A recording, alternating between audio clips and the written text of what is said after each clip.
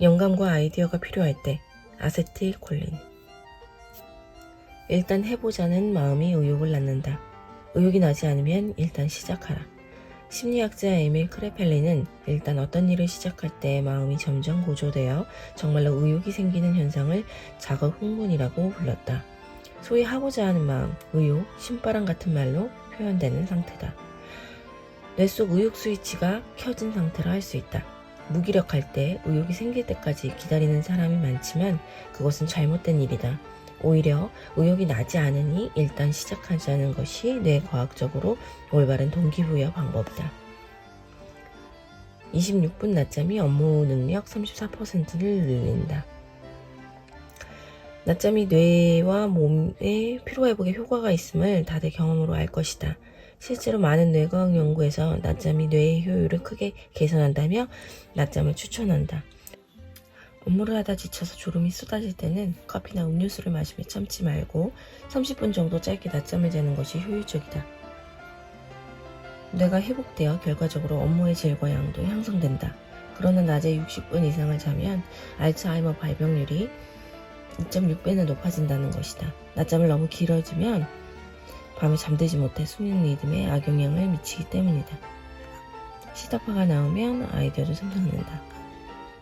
아세틸콜린의 분비, 해마에서 시더파 생성, 기억력 발상력 향상이라는 상관관계가 있다.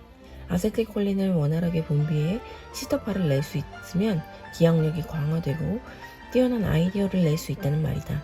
시더파를 내는 방법으로는 낮잠을 자는 것 외에도 호기심 자극하기, 외출하기, 앉은 채로 손발 움직이기 등이 있다. 항상 호기심을 갖고 새로운 일에 도전하면 시간이 흘러도 뇌가 젊은 상태를 유지해 건망증이 생기지 않는다는 말을 종종 듣는다. 그것은 왕성한 호기심이 아세틸콜린 분비를 촉진하기 때문이다. 시더파는 새로운 곳을 접하거나 낯선 장소에 갔을 때 흥미를 가졌던 것을 탐색할 때 새로운 자극이 많은 환경에서 생활할 때 활발하게 나온다.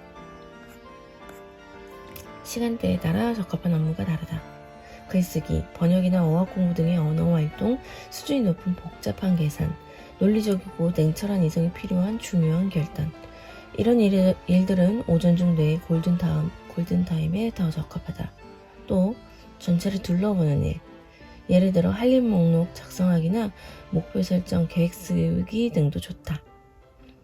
오후나 밤, 상상력, 창조력이 필요한 일. 오후에 뇌가 피로해지는 것은 뒤집어 생각하면 기회이기도 하다. 논리적 사고력이 느슨해지면서 생각지 못한 기발한 아이디어가 나올 수 있기 때문이다. 밤늦은 시간대에도 시더파가 무척 잘 나온다. 영감이나 참신한 발상을 얻을 수 있어서 창조적인 작업에 적합하다. 아세틸콜린은 창조력의 근원이기도 하다.